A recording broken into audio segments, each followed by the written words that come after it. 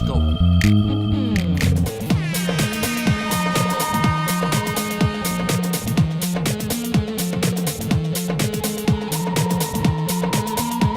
This is the Spike Rebel music experience.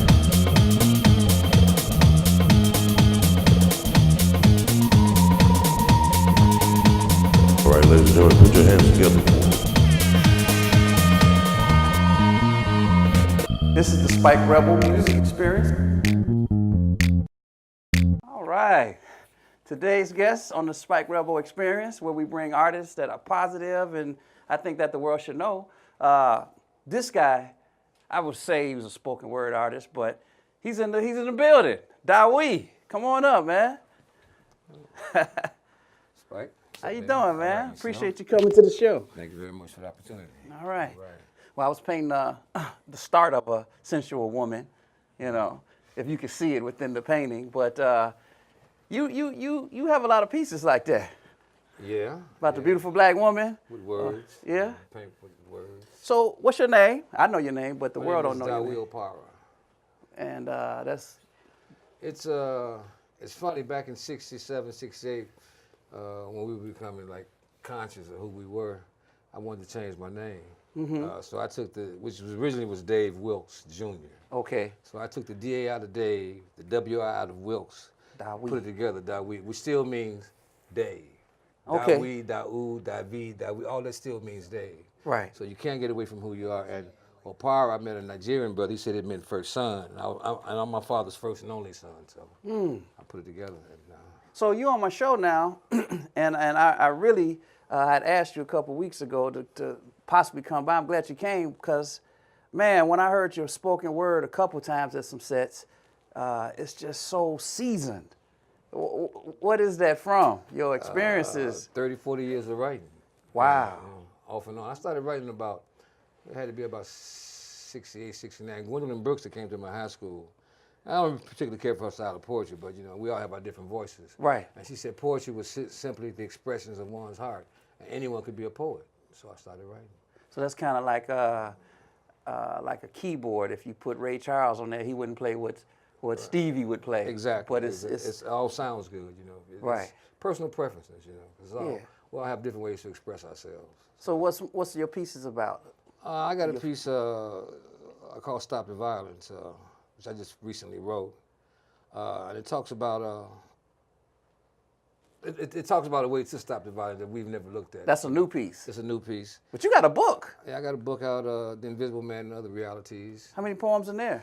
About 40, 50 poems in there. Right. Now, do you call yours as a difference in poems and spoken word? I actually like to use the spoken word because, you know, we speak in riddles, we speak in contradictions, you know. Ain't that right, man? You know, and so that's the true spoken word. You know? Okay. As they say in English, you know, couldn't is improper, could not is proper. So Okay. from that base of the spoken word. The spoken word is simply how we talk to each other. So you said you've been doing this 30, 40 years. When did you start? Was it like at home with your parents? Well, actually, I did are you familiar with the Last Poets? Yeah, those, Okay, so what was it, three guys? Three brothers out of New York. I think Cubano and two brothers, or Hispanic. I don't know the config, but it was, and they're still performing. That's my major influence, I would say. You know, Now, that was back when? I don't... 66, I got a few of 67. yeah. You know, when they were. Was that the start of hip hop? Like Hip-hop rap? Hip-hop came a little bit later. I think rap came first with Curtis Blow, you know, the clean rap. And then you had the East Coast, the West Coast. I'm not really that familiar with that genre, but the hip-hop artists, they landed down just like any other poet in terms of expressing themselves, the way that they express themselves. Okay, okay. You know, so it's like we said earlier, it's different voices. You like, what's your favorite instruments to support? Bass, you know, violin, saxophone, percussion. The jazz stuff. Yeah, it's kind of jazz oriented. I think my work is more jazz oriented than it is. Actually, I'm a frustrated saxophone player. You know. That's what you are. Yeah, I wanted to play the saxophone. When I saw you had to learn all these scales and chords and majors and minors and diminished and augmented and sharps and flat. I said, hey. And talking to something that I've always done. I get the gift of gab from my mother. So. Right. And after hearing, you know, Gwendolyn Brooks anybody can write, I wanted to become a poet. I saw some people leave one of your shows pissed off. Yeah, well, that's what the truth make you feel. You know? Yeah. I had one friend say he would never go to a setting with me because he wouldn't have the Klan chasing him home. So I try to speak from my experiences Okay. and what I know, and that's the only way I can write. That's my voice, you know, what I've experienced. So where have you traveled with your? Not really a lot, you know, due to other problems in my life and things and setbacks and whatnot. But I've basically I'm like Chicago, really, basically. Okay. Here. I'm trying to, at this stage in my life, gain some notoriety, you know, and. So you haven't put it down. That's your passion. Well, the passion is to put it down, but you know, when you're off into insanity and so many other things, you know, you have different projects that you shouldn't be projecting on.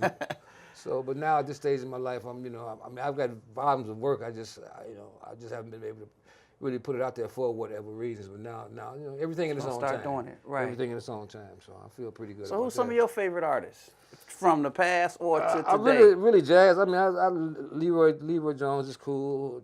Don Lee, you know, Hoyt Fuller, Sonia Sanchez. You know, I've read all those cats, and I like James Baldwin. I like Richard Wright. You know, I take from them.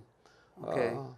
But my favorite artists are actually jazz musicians. You know, I'm a big proponent of the old school. You know? Okay. Not none of this soft jazz, for lack of better words. Okay. Because I could call it something else. But That would be like Kenny G. Kenny, and it's truly amazing. I talk to some brothers and sisters, and I say, "You like jazz?"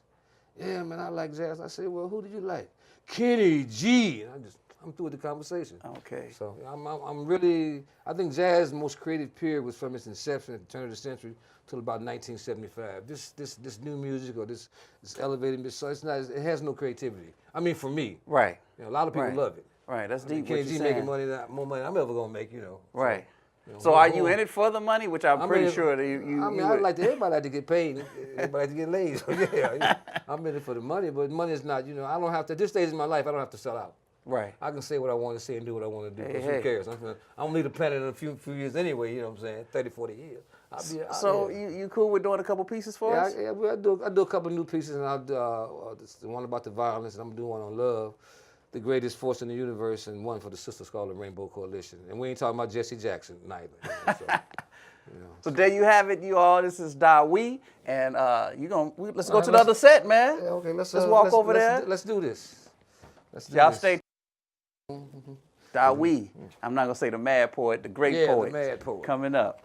This first piece is called "Stop the Violence," and it was written in homage to Shamaya Adams. So.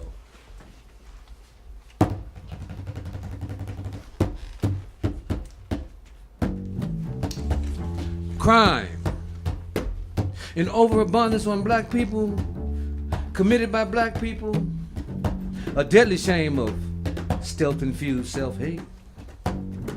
Crime on black people as a way of life committed by white people, a mandatory tool in this deadly game to prevent the all-out eruption of darkness.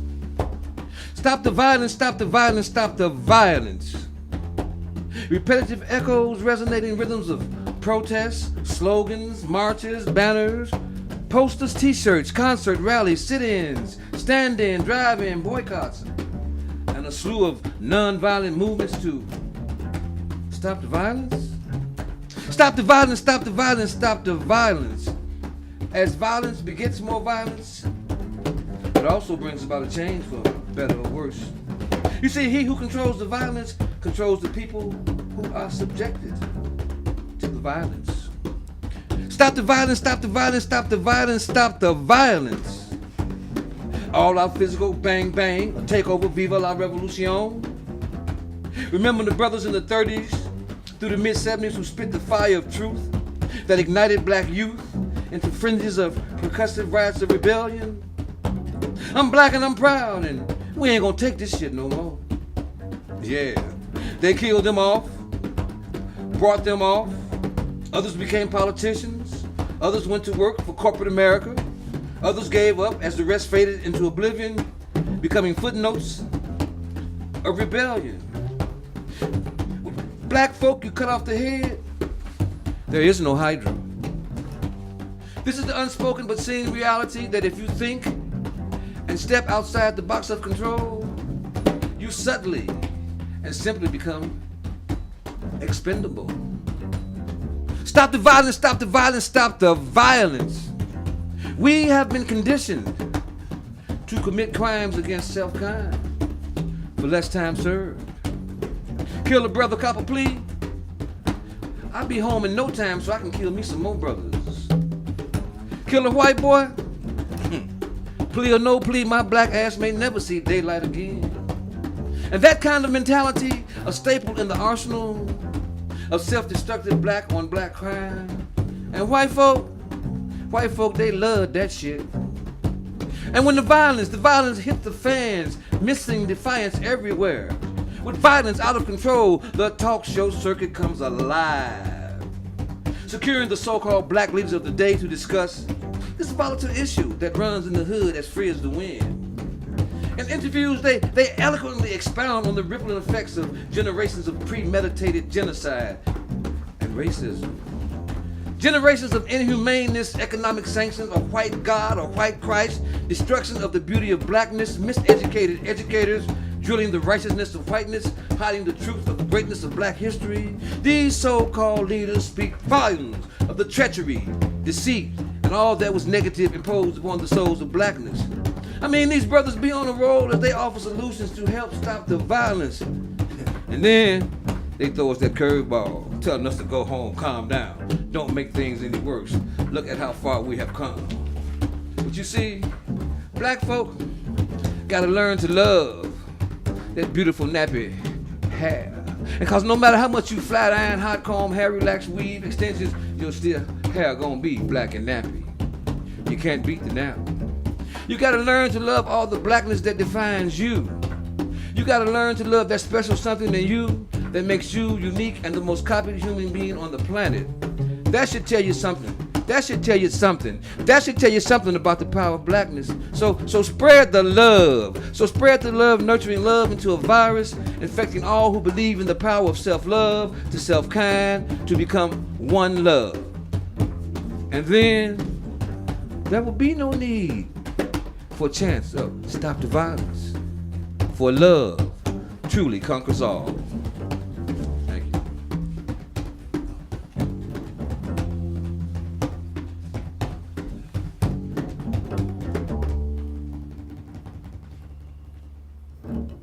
All right, this next piece is called The Rainbow Coalition, and it's dedicated to all women of color.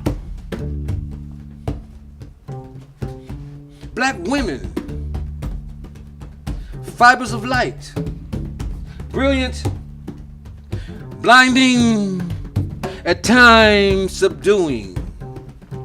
A rainbow of hues, from high yellow to ultra high yellow to damn near white, dipping into the multi-shades of blackness. You know, chocolate, caramel, tan, paperback brown, chestnut brown, doo-doo brown, red bone brown, cocoa brown, and all its variables. And finally, embracing the ultimate, that shining, shimmering, jet black, beyond blue black. Yeah. Black women, these are true flowers of the earth. Rich, black, sweet, juicy, fragrant petals of aroma, instilling the raw essence of inborn resistance. A natural repellent offsetting this onslaught of genocide, this sleight of hands assimilation. And the greatest of European genocidal thinkers, they wonder, they ponder, how do they survive? The coalition, baby, the Rainbow Coalition. Black women, my beautiful black queens, whose hearts encompasses the very definition of space itself. Your warm embrace radiates more sustenance than a billion suns. Black women, between your magnificent thighs of darkness, sprouted forth seeds destined for more than greatness, more than hope against these atrocities of injustice. But key elements in dynamic flow of your will to survive. Statement: I am all that I am, and much, much more. And the greatest of European genocidal thinkers ponder, they wonder in complete bewilderment. How do they survive? The coalition, baby. The Rainbow Coalition. Black women, my beautiful black queens, possessing an inbred tenacity for propagation of self-kind. A ferocity so intense, it motivates a unique understanding of this whole scheme of things, its variables, and all the hypothetical situations formulated for the whole destruction of black kind. But due to you, my black queens, not only do we survive, we thrive, we multiply. 'Cause you ain't gonna let us die. Yes, my black queens, you are deeper than deep. A stunning, intricate work of reality, a jewel so highly polished, its sole purpose of reflection, to mirror herself into a continuum. Prophecy you deem to be fulfilled and not denied. So let those thinkers think, shout, scream, foam at the mouth, grind their brains until they become insane. 'Cause they ain't gonna never, ever understand the mysteries of the coalition. Mysteries as deep as the mysteries of life itself. And you know why? 'Cause it's the coalition, baby. The Rainbow Coalition.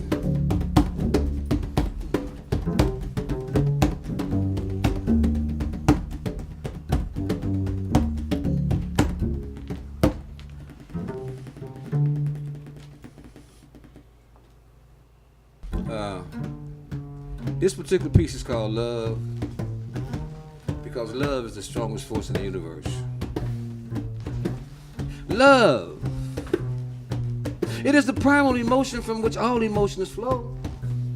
We were created out of love, from the breath of the Creator, endowed with free will and determination that evolved into wisdom, becoming a cornerstone of humanity.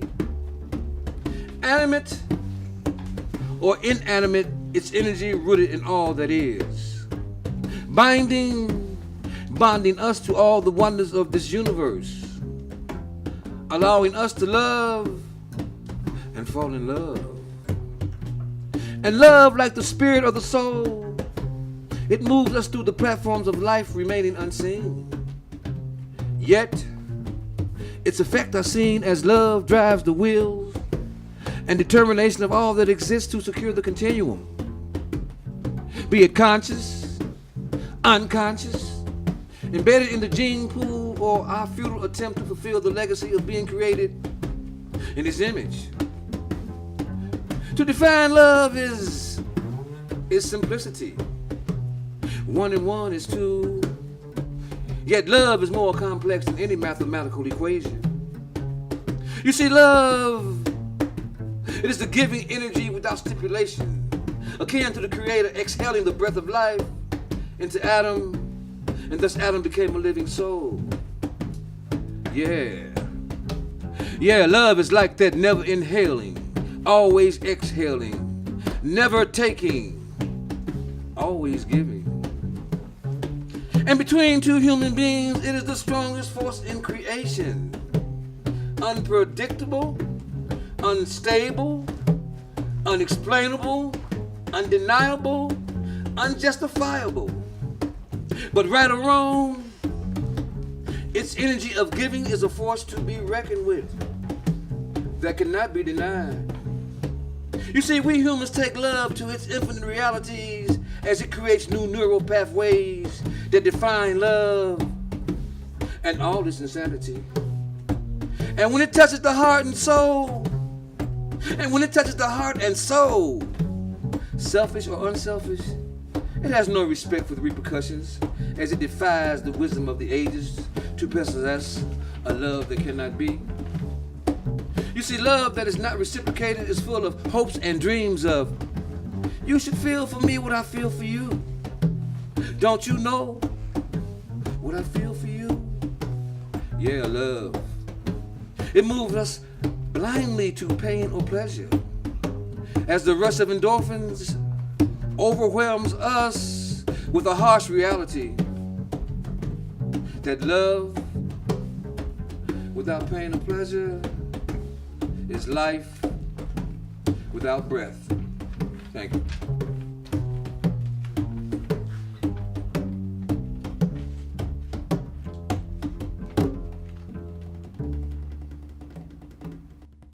That was perfect. So thanks, Dawi, for Pleasure, my pleasure. doing those three pieces.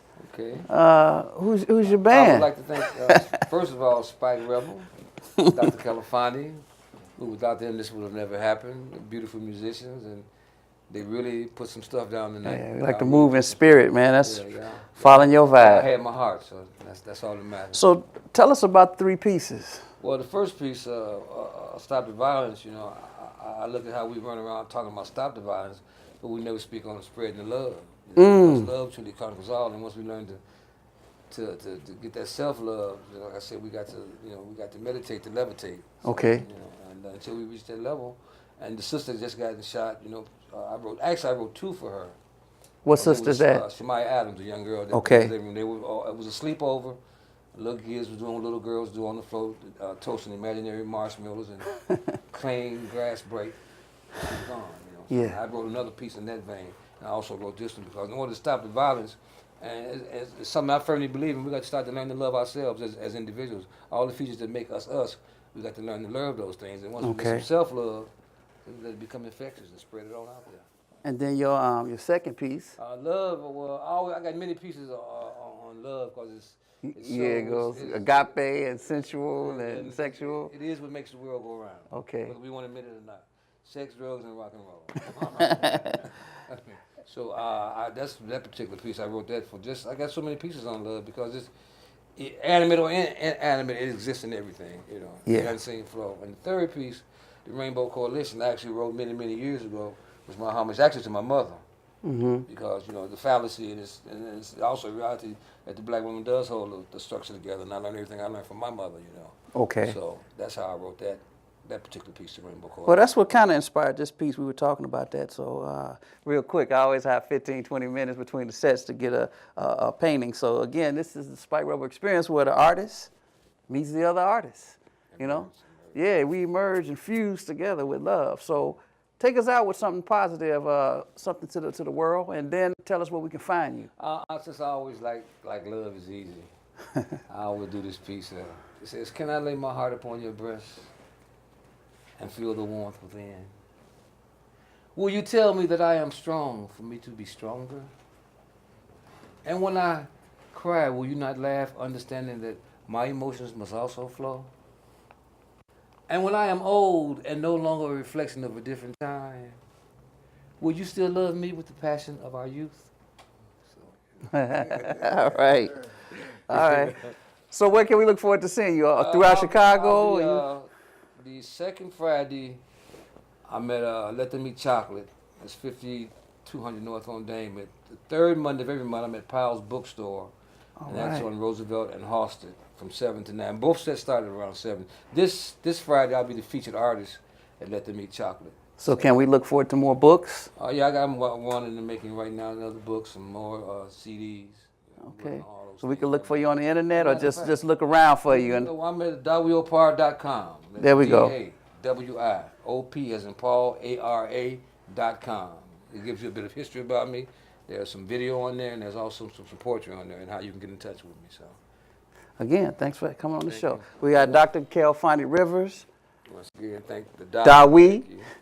I'm Spike Rebel. And check us out. If you like this kind of, the art, this whole positive thing, check us out at stagetheshow.tv. And we'll see you next time. Let's go.